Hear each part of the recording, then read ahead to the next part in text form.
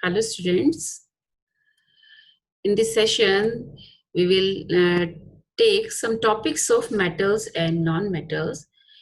Uh, in previous session we have completed the physical properties of metals. As you all are aware about the physical properties of metal, metals are lustrous, metals have high melting point, high boiling point, metals are good conductors of electricity, they are also good conductors of heat, and metals are sonorous, and metals are hard, and metals are ductile, metals are malleable.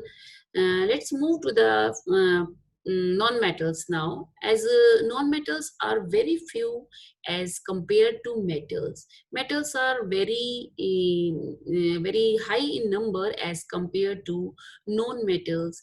There are some examples of non-metals like carbon, sulfur, and carbon, sulfur, iodine, oxygen, hydrogen.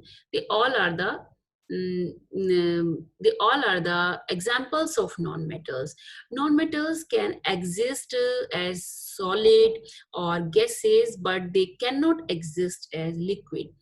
Like metals can exist as solid. Most of the metals are solid. Only one exception is there, which is mercury. Mercury is a metal, although it is a liquid at room temperature.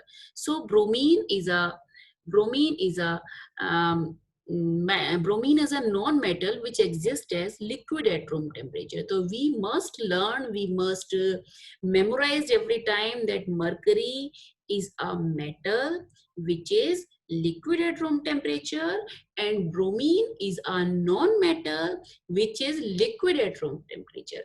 Metals are solids, non-metals are solid or gases, but only one is liquid, which is bromine. So hope you understand the exception of bromine from others non-metals.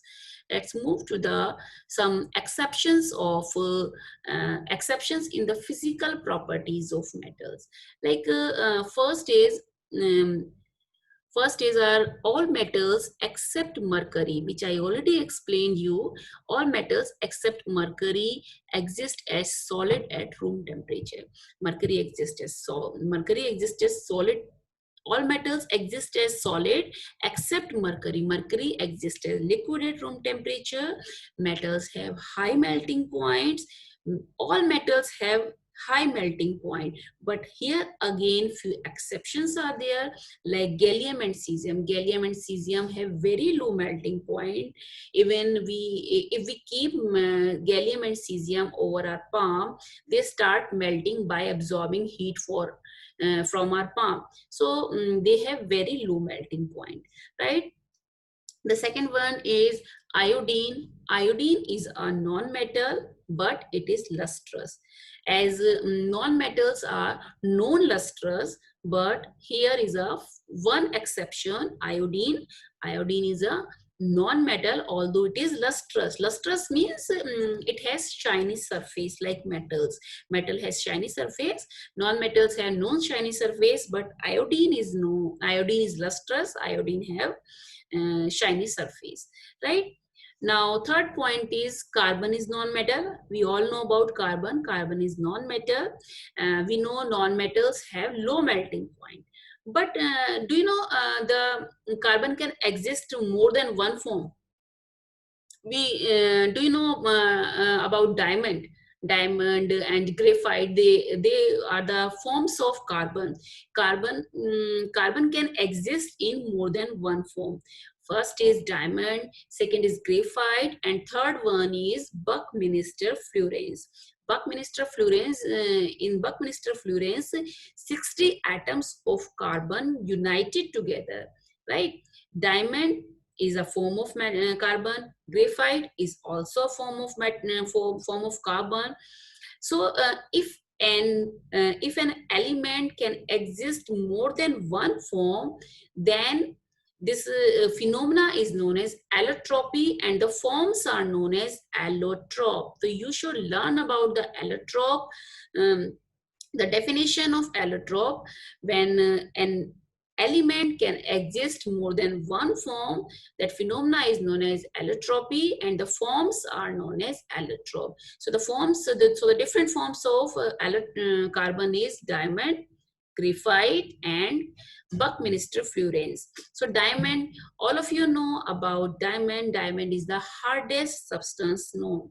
Although carbon is a non-metal, carbon is a non-metal, and as I already told you, non-metals are not so hard like metals, and diamond is the hardest substance known. So it is a exception. Diamond is allotrope of carbon, although it is the hardest natural substance, and it has very high melting point and boiling point. Obviously, if it is very hard, obviously it has high melting and boiling point. Now the second allotrope of carbon is graphite. Graphite is the another allotrope of carbon, which is a good conductor of electricity. Although non-metals are bad conductor of electricity, metals are good conductors of electricity. Graphite is the allotrope of carbon, and carbon is non-metal, although it is a good conductor of electricity. So exceptions comes in the question paper. In the twisted language, they will ask that tell me the good conductor of non-metal, which one is a good conductor of electricity. Your answer should be graphite, right? Now the fourth point is, what about the alkali metals? Alkali metals, in the fifth chapter, when we will study about the periodic properties of elements, then we will study the first group. First group is the alkali metals, second is alkaline earth metals. So first group is the alkali metals. The member of alkali metals are lithium, sodium, potassium, rubidium, cesium, francium. Lithium is Li, rubidium is Rb, right? Cesium is Cs, francium is Fr, right? Lithium, sodium, potassium, rubidium, cesium, francium. So all alkali metals are so soft. Alkali metals, I already told you, metals are very hard, but sodium, potassium are so soft that we can cut by the knife. So again, sodium and potassium come under the category of exception. They are metals, although they are very soft, right? They have low densities and low melting points. Low densities metals are hard. They should have high density, but sodium and potassium have low density and low melting point. Although metals have high melting point, but sodium and potassium or alkali metals have low melting points. Hope you understand all the exceptions. They are very important. Note all the points in your notebook and learn, obviously learn all the points. Let's move to some question based upon the physical properties of metals and non-metals. Here is the first question: due to which property of metals are metallic foils prepared? So by which property we can make the metallic foils? Means we can convert the metal into thin sheets, and that property is known as malleable. The property is known as malleability. Malleability. We can make aluminium foils, sheets of aluminium foils, by the virtue of the property which is known as malleability. The second question is write the uses of aluminium foils. We all know the use of aluminium foils. We packed our food we use aluminium foil to pack our food stuffs, for wrapping chocolates, and to prepare hydrogen as well. If we react aluminium with any acid, like aluminium is Al plus acid, you can take hydrogen chloride. What it will form? It will form aluminium chloride, AlCl3 plus hydrogen gas. So we can use the aluminium for aluminium in the preparation of hydrogen gas, because this is the displacement reaction, right? So now the second question: name one non-metal and one metal which are in liquid state at room temperature. Non-metal, you know, bromine is a non-metal which exists as liquid, and mercury is a metal which exists as liquid at room temperature. This is a very simple question, very easy questions. Now the question number 3: Give reason for the following. First is zinc oxide is considered as amphoteric oxide. Amphoteric oxides, ampho means both. Amphoteric oxide, ampho means both. Those can react with acid as well as base. So zinc oxide, why we consider zinc oxide can react with acid as well as base? Yes, obviously zinc oxide can react with acid. It can react with ZnO. Zinc oxide can react with acid to form zinc chloride plus water, right? And it can react with base, sodium hydroxide, to form sodium zincate, Na2ZnO2 plus water. Yes, so it can react with acid as well as base, right? So it is amphoteric oxide. Non-metals in general do not displace hydrogen from dilute acids. Yes, it cannot, non-metals cannot displace the hydrogen from dilute acids, do not, because they cannot react with acid. No, there is no reaction of non-metals with dilute acids. Third one is metal conduct electricity. Yes, metal can conduct electricity because they can give free electrons to the that can move easily. Fourth question, identify the following oxides with neutral, acidic, basic, and amphoteric. Neutral, acidic, and basic, and amphoteric. Amphoteric, those can react with acid as well as base. So it can be alumina, Al2O3. It can be zinc oxide. Here it is. Basic oxide, metallic oxides are basic oxide, we know. So magnesium is a metal, and sodium is a metal, and calcium is also a metal, so they are basic oxide. Acidic oxide means non-metal. Sulfur dioxide and carbon dioxide and sulfur trioxide, they are acidic oxides. What about the neutral oxides? Neutral is carbon monoxide and nitrogen dioxide, right? Now question number 5. Question number 5 is again the give reason for the following. Sodium, potassium, and calcium metals form hydrides by combination with hydrogen gas. Yes, they can react with hydrogen gas to form hydrides. Sodium hydride, potassium hydride, and calcium hydride, because they force sodium metals like sodium and potassium and calcium can force the hydrogen atom to accept electrons given by them and form hydrides.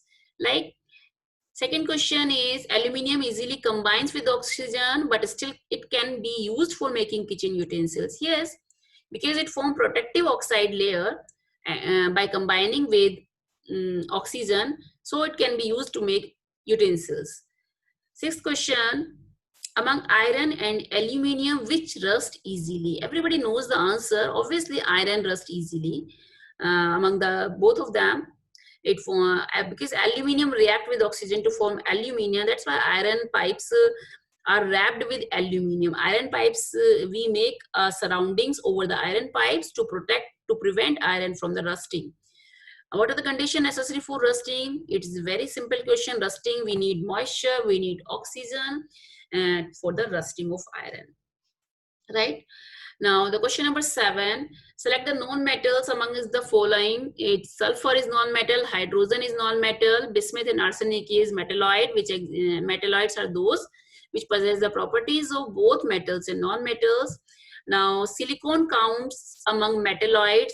What is the reason? Because it shows the properties of both. As I already told you, carbon is not used for making aluminium from aluminium oxide because carbon has a less affinity for oxygen than aluminium. Aluminium has more affinity to combine with oxygen, but carbon has less affinity to combine with oxygen. And the third one is for making hydrogen by reaction with hydrochloric acid.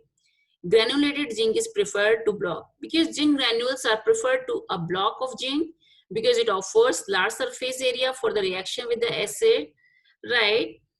Let's move to the question number 9. What is the chemical composition of green coating of copper vessels used in homes are found to be coated? Chemical formula, it's very important. It is basic copper carbonate and the formula is this one. And why do copper vessels form such a green coating? Because of the corrosion. Because of the corrosion, copper react with atmospheric oxygen and form basic copper carbonate. react with oxygen, react with carbon dioxide, react with water. And third one is, what is the name of the phenomena? It is corrosion. You have studied this in first chapter. And it will form basic copper carbonate, and the color is green color. And copper vessels are best cleaned with tamarind or lemon juice. Acidic, because the component after corrosion, basic component will form to neutralize the action of basic copper carbonate. We will react with acidic. It can be tamarind, it can be citric acid. So we can clean the copper vessels by any acidic. Hope you understand everything. Thanks everyone. Thanks everyone. Stay safe and healthy.